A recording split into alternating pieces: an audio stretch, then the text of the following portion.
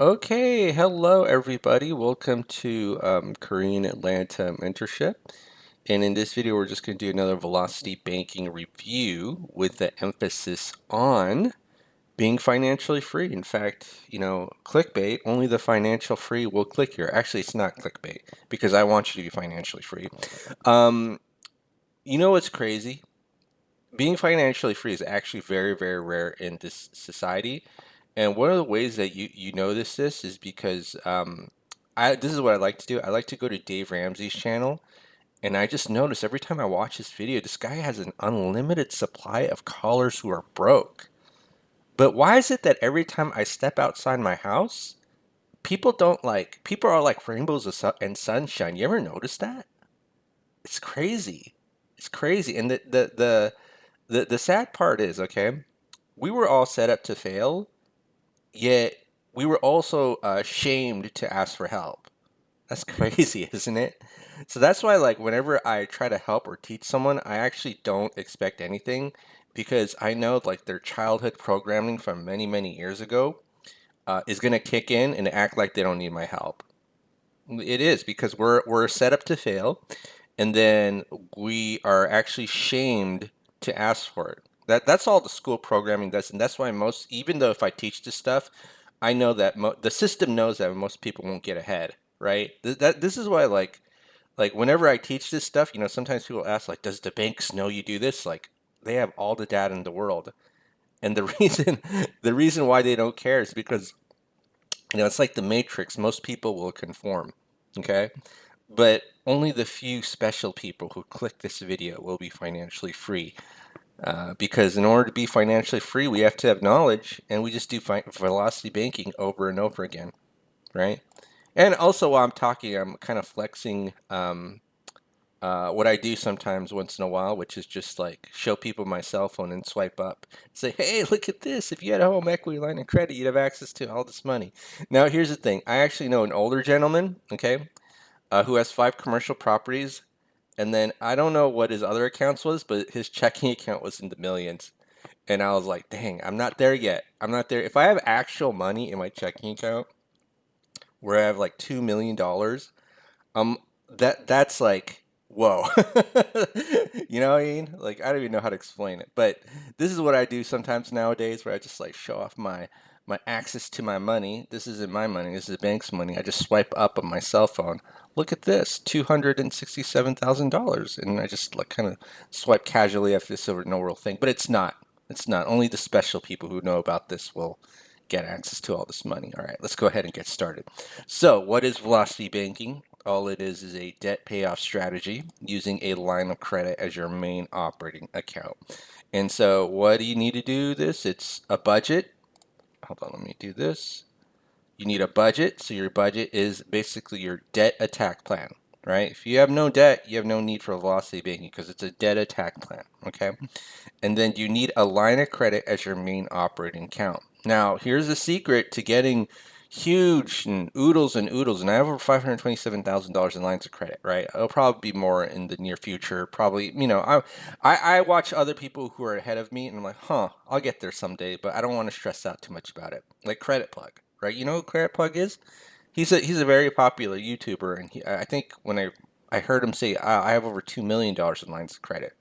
Smart guy. Okay, so um, how do you get these lines of credit? Well, I'm going to tell you the secret is don't get it when you have negative $536 of savings, right? 13,000 of income, $13,700 in expenses, negative $500 of savings. Okay, and why is it that you shouldn't get it at this stage? It's because banks don't lend money to people who need it. They don't lend money to people who need it. And this is actually kind of a shock to most people because if you ever look at bank marketing and advertising, it's always about being there for the community. You ever notice that? They don't say, "Oh yeah, we don't lend money to people who need it." Or another thing is like, "Oh, we don't make people who are high risk to us or lend money to people who are high risk to us." You ever notice that? It's just like, come on in. We're the friendly community bank, and this is like Chase Bank. Like, we're the friendly community bank. You gotta just come in.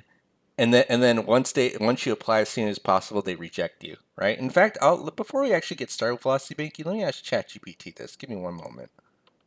All right, here we are. Let's go ahead and ask ChatGPT. So let's just ask, why does it seem like the average person is shocked and possibly offended to hear that banks don't lend money to people who need it?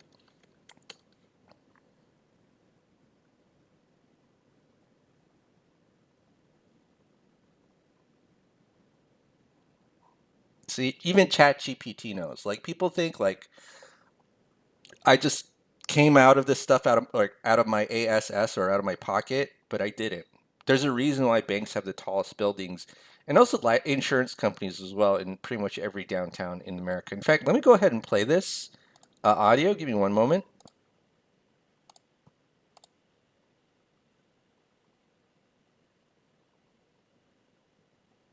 The notion that banks lend only to those who don't actually need money is often surprising and even offensive to many because it contradicts the common perception of banks as financial supporters in times of need. This perception is deeply ingrained. People tend to think of banks as institutions that exist to help individuals and businesses access funds, especially during financially tight times. The idea that banks are selective, lending only to those who demonstrate lower financial risk, can feel unfair to those who believe lending should be need-based rather than risk-based. On a practical level, banks are businesses, and their main objective is to minimize risk and maximize profit. They focus on borrowers with lower risks, meaning those who already have resources, assets, or high credit scores. Many people find it frustrating to learn that banks operate on these principles, as it implies that those struggling financially are often unable to access the resources they might need to improve their situations. This disconnect is also shocking because it reveals the structural nature of financial inequality. Banks' risk averse practices often reinforce disparities, as those with resources are given easier access to more capital, while those without it face barriers. Yeah, and you know what's crazy? You know the reason why I think people like pass laws more against landlords than they do banks is because landlords don't have like a general marketing arm, right? Like they don't have a marketing department compared to banks. So even though banks don't work with poor people, like as a landlord, if I say, "Oh, I don't want to work with poor people will get on your case." You know what I mean? Like we need to have equal and fair housing, and it's like they don't talk about equal and fair banking because the banks control the world. You know what I mean? But yeah, they don't, again, if you want to get here, make sure you get the money when you don't need it, and that's a very I would say offensive notion to people just because people want to always think about fair and equal. You ever notice that? So just be aware. And this is why it's so hard to actually teach this because whenever people see this, they're like, "Well, how do you get a line of credit?" And I always tell you you don't. And if you did, you got really really lucky and thank your lucky stars and whoever, think you know, your prayers were answered. Let's say that, okay? Because if you actually get a line of credit when you need it, that's actually huge risk to the bank, okay? So the whole point of this is that we almost don't want to ever get here, and this is why it's actually important to learn this stuff before you actually take on debt, believe it or not, okay? Now, let's go ahead and do this. So let's assume that we're actually I think a doctor, right? So $200,000 student loan, and I know people freak out about this, right? And then we kind of did a little explosion because we didn't get like a $20,000 Toyota Camry or Corolla. No, we didn't. We got a $55,000 Toyota. I don't even know what $55,000 Toyotas are, but we'll assume we got one of those. And then or a Mercedes, but we're not that rich to afford a $90,000 truck, okay? Student loan, $200,000, 550,000 mortgage, other food, gas, insurance, and then we got these 8 credit cards. And it's like we're a negative $500 bill, and we're making 13 grand as a doctor. Now, if you ask the average person, okay, if you ask the average person, like, how do you get out of this? they'll be like, you need to make more money. And from their point of view, it's actually true. Because what if you had access to a huge line of credit like this, meaning you have access to funds like a credit card, and then you say, whoops, I got, a car emergency, and a car emergency is like, $2,000, okay, or $3,000. Well, the minimum payment on a line of credit is usually like $50, okay? And so what happens is that this just becomes another $50 expense, right? So $50. And then you notice that now we get into higher negative savings territory. So I'm going to go ahead and take this off, right? And I'm going to go ahead and take this off. But my point is this, okay? My point is that even if you had access to a huge line of credit, most people would screw it up because they're not. See, this average American thing is not about how much money you make, it's about what's your main operating account. So, your main operating account when you're doing velocity banking is your line of credit. So, what does that mean? Okay, we're going to go over that. Well, what that means is that we assume that we don't make more income, and we actually, instead of having negative or positive savings, we always go to zero. Meaning at the end of every month, if there's any money in your account, or you could leave a penny there. Like if there's some money in your account, like substantial amount of money, then that's a big no-no. Okay? Because what we're going to do is we're going to use our line of credit as our main operating account, and what we're going to do is just copy these expenses. So let's go ahead and do that. And so copy these expenses, and then now we have something called cash flow, but we're going to emphasize zero savings. Now you might be like, well, I have zero savings right here, but on your savings statement or checking account statement, it's probably going to say negative, right? Whereas here, it's always going to be in the zero, okay? So what we're going to do is shuffle some debt into our line of credit. So think of this as a credit card balance transfer in a way, but what you're actually doing is you're going to the bank's website saying, hey, I need this amount of money dumped into my checking account or savings account, and I need to pay off all my credit cards, right? That's what we're going to start with first. So let's go ahead and determine how much we have. And 30 plus 7 plus 10 plus 35. Okay. $137,000 in credit card debt. So what we're going to do is we're going to move this $137,000 of credit card debt into that line of credit. See right here, 137,000. Okay, and what this does is even though we haven't actually paid off debt, this frees up our cash flow, right? So frees up our cash flow. And then now, okay, we do have these other three loans, but let's not pay that off now because we're going to take on the high interest credit cards and usually the short-term loans as well, okay? So let's go ahead, and now we see we went from negative 500 to $3,886 of cash flow.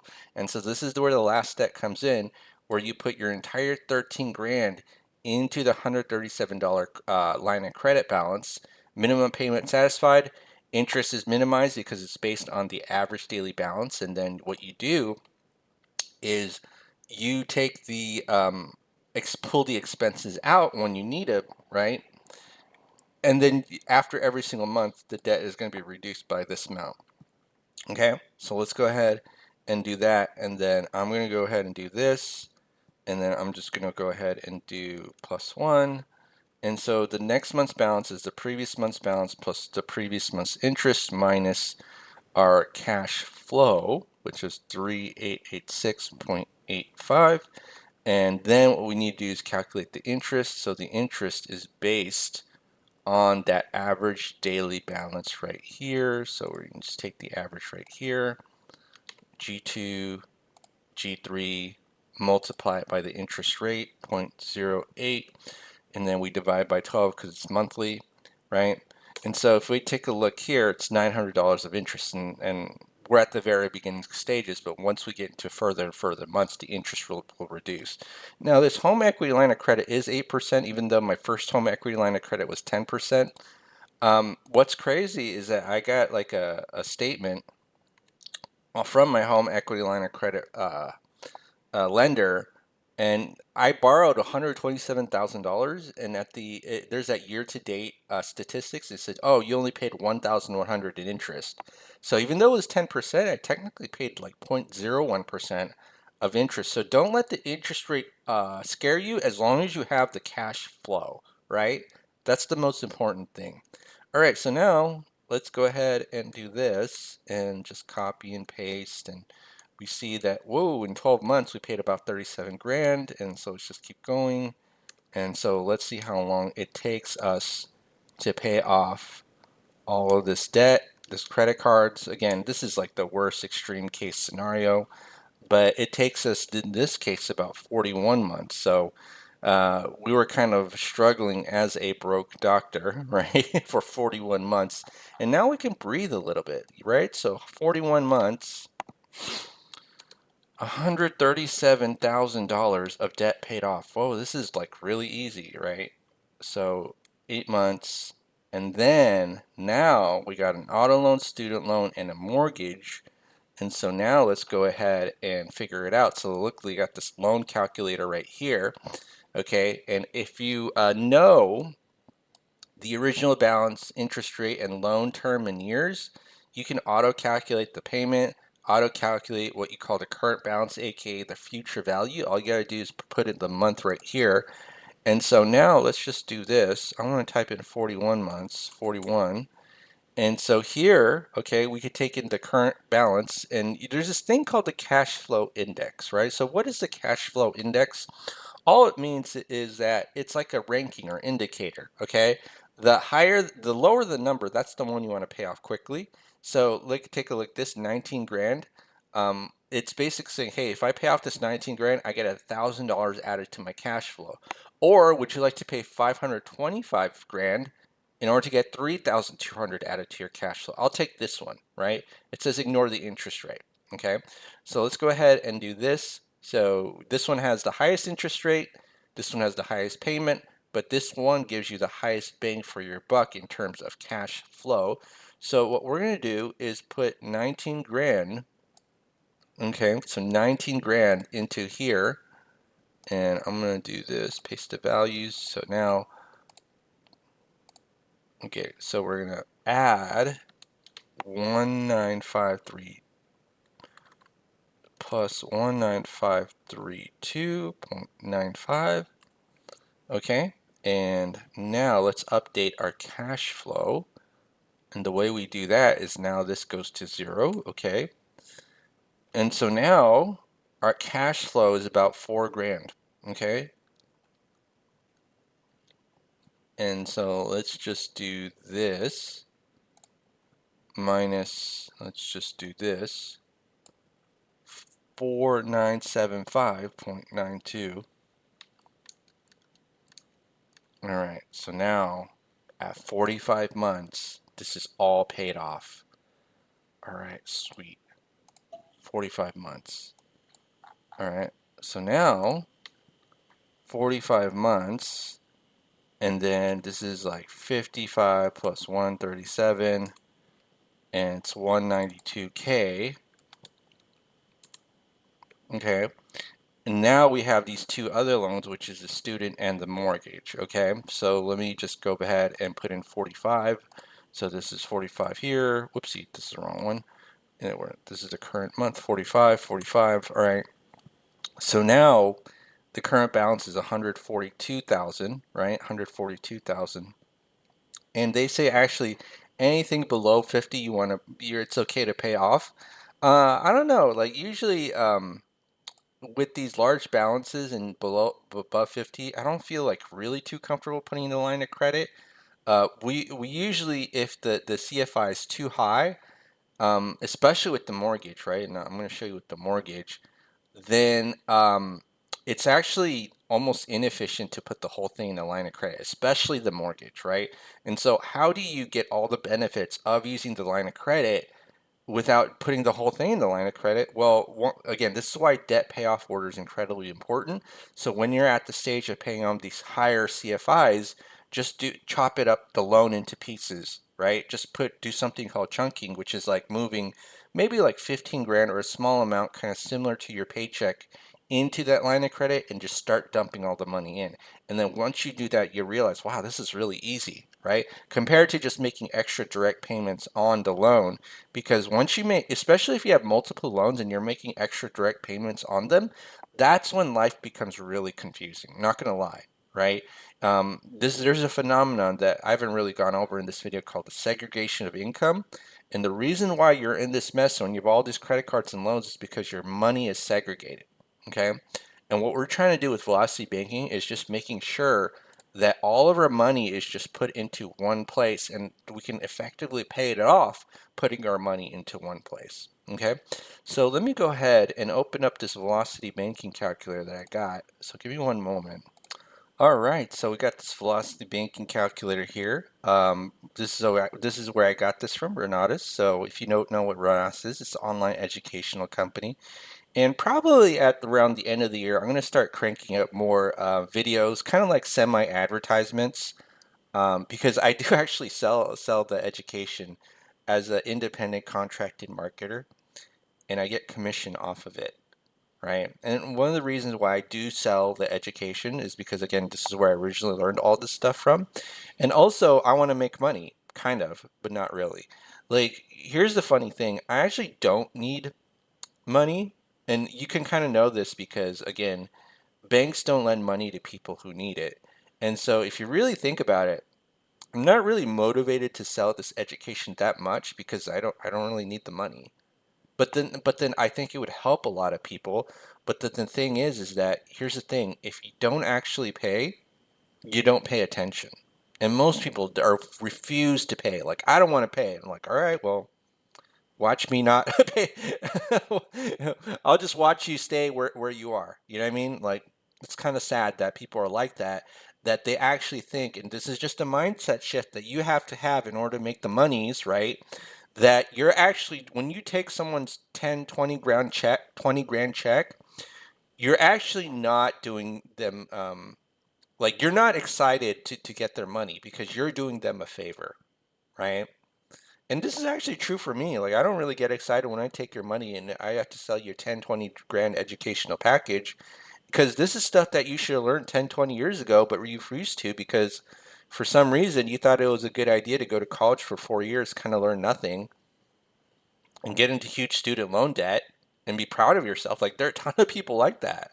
There are a ton of people. Or get into a mortgage, a 30-year mortgage where the projected interest rate is like 50 to 150%. Okay? Like, it's so bizarre that you can actually share strategies, again, lifetime of education with other people, and they're like, no, I'm good, but I want to learn velocity banking. And then, I get some people who say, well, I've already been out of that a couple of times and I just got back to it again. And the reason why that happens is because there's no foundation. There's no foundation. And I talk about foundation building a lot, right? All right, so enough of that. But my point is, I'll probably make more videos focused on selling this stuff just because, like, I probably should because my ego kind of depends on it. Not because I actually need the money. Anyways, so here's the thing. So you just put in this information here in this calculator, and this chunk amount is just how much are you moving into the line of credit, right? So let's just do $15,000 chunks and then pay it off over and over again. We see that, whoa, this student loan got paid off in 1.3 years. That is, and actually, here's the thing, because the interest rate is comparable, we actually could dump the whole thing into the line of credit. Now, the thing that you got to be worried about is when there's an interest rate difference, okay? Especially if some of you have 3 to 4% mortgages, okay? So I kind of take that back, at least for this one. So let's go ahead and copy and paste. So if we dump the whole thing into the line of credit, look at this, 1.2 years. Fascinating. Fascinating. Okay. So how would this look like in our spreadsheet right here? Well, what we do is take this 142,000. Now that I think about it, we can't dump this into the line of credit. So let's go ahead and do this here. No, do this here. And then I am going to copy and paste this. Oh, just sneezed. But I heard you, bless you, so thank you. 142,849.4. So 142,849.44. Okay, and so now, because we did this, right, guess what? Now this goes to 0, okay? And actually, you know what? Yeah, that's fine. So this goes to 0, and then, okay, and actually, if I had done this, maybe I would have done this a little bit differently. I would have just combined these because you're putting 7 to 8% into an 8% vehicle. So it might have been okay just to do 255,000. Yeah, why don't we just do that? So let me just kind of revise my numbers a little bit. So this is going to be 0 and 0, okay? So let's put 200, not 255, so 41 months. Now this is actually me doing things in real time, so you know it's not edited. So let's go ahead and do this, okay? And so what we do is we just combine G2 plus G3. So let me revise my numbers. So now let me go back here and then let me put in 168,000, right? So 168,000. Actually, you know what? Let me just not make it overcomplicated. So we'll just do this. But I might have done that. So let me go here and then what's our new cash flow? So this was Croup. That's my way of not cussing. All right, well, let's just do 200,000. Okay, so what's our new cash flow? Ooh, 7,000. That's a beautiful number. That's a beautiful, beautiful number. All right.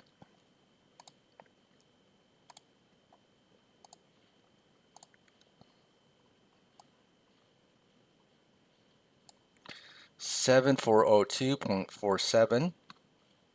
All right. So let me go ahead and copy and paste this. And, oh no, this isn't the right cash flow. So this is minus 7,402.47. Okay. All right, so now let's just do this one more time. All right, so now we see that in month 66, we are good. Okay, so month 66, we got it completely paid off. All right, so 66, so that's 137 plus 55 plus 200. So by 66 months, we paid off 392K. Okay, and now it's time to pay off that mortgage. So let's just do, see what the balance is at 66 months. Okay, so at 66 months, the mortgage balance is 507,000. So again, I'm going to tell you a big mistake is putting a low interest rate mortgage into a higher interest rate line of credit in general. So if this was like 3%, then you would see like, hey, you're probably actually losing money by moving the entire thing into the line of credit. And you probably heard that in like other velocity banking videos. Oh, always move a loan into a line of credit. That's actually kind of bad philosophy, right? It's always about trade-offs. And most people don't really understand the concept of trade-offs, right? So if someone offered me a $1 million loan at like 3% versus a $1 million line of credit at 15%, I would probably take the $1 million loan at 1% and then have maybe like $100,000 or $200,000 line of credit, right, at 15%, right? It's okay to have a mix of tools, but so many people think that it's okay to, just having a line of credit is going to solve your problems, which it's not. So there's a little bit more nuance involved in it, right? So let's go ahead and put in this information. So actually, yeah, let's go in here. So now we do the big kahuna, which is what's this loan? 550 550 000. And then the current balance is 507,312. So 507,312. 8%, 30 years, and what is the payment amount? Payment amount is 3297.53. 3297.53. Okay. And then what is the chunk amount? Oh, you know what? I actually screwed up. Oh well, it doesn't matter because I calculated it from here, which is accurate, right? This is accurate because it's taking into all the other expenses if I do it this way, but oh, I screwed up here because the expenses should include all your other payments. If that makes sense. Or maybe not. Yeah, it's early for me, but I know I'm doing it right, but I'm just screwing up along the way. Okay, so let me just do this. So let's say that we moved the line of credit into the loan into a line of credit, right? They call this a first lien HELOC replacement. Look at this. You might be, that's impressive. Oh, 4.88 years. Actually, this should be 6% interest rate. Okay, so 4.8 years. Okay, 4.8 years and $106,000 of interest. 4.8 years, 106K of interest. Okay, now if we just do small chunks, let's see what happens here. 74 grand and 4 point. Okay, so that's not bad. But that's because it's a comparable interest rate. But if you have and actually let me just do this. 4.6 years and 74K. Now, here's the thing. I don't know about you, but who wants to give up 20, no, about 30K when you don't have to, right? 30K, okay? So this is why I actually prefer chunking method because it'll always win. But if we have like a 3% mortgage, okay? Let's just do 3%. And let me just do this. So 3% mortgage. And what is the payment on a 3% mortgage? Let's just quickly check. 3%, 2318.82, 2318.82. Okay. And we dumped this entire thing into a line of credit, 507312, right? 4.8 years and $100,000 of interest, or let's do $15,000 chunks, 35 grand, right? So the interest rate actually makes a difference in this case, where in certain other, when we do chunking, like the interest rate like doesn't really matter that much. Okay, so it matters, but it doesn't matter. So let me go ahead and put this into 6 again. So actually, yeah, 6. And so all I got to do is just take this one because this is what I want, 4.6 years. Ooh, a mortgage paid off in 4.6 years. Okay. So what's 66 divided by 12 plus 4.6? So that's 10.1 years to be debt free. And now that's 392 plus 550. So that's 942K debt free. 942K debt free. Not bad, right? So again, now this is 0, and then let's just check what our actual current cash flow is, which is 10 grand a month. Ooh, that's a beautiful cash flow, right? And then this is actually now going to go into your savings, which is 10,700 every single month. So now is the time where we're going to actually have savings because we have no more debt. And now it's the time to invest. And now is the time where you feel when you're in this situation where you're going to have rich people problems. We're not going to have poor people problems. We're going to have rich people problems. Okay. And so if you ever hear me talking about rich people problems, it's not that once you get rid of debt, you're debt problem free. You just go into a different set of problems. You're like, oh, I didn't know that this world existed. And this is why there's a world that just serves like doctors, nurses, where they're willing to spend money to get a little bit of return, right? And anybody who knows how little, let's say, savings accounts would give you always feels like a little bit nervous that they just have money in the bank, right? So, okay, that's it for today's Korean Atlanta mentorship. Have a great day, and we will speak next time.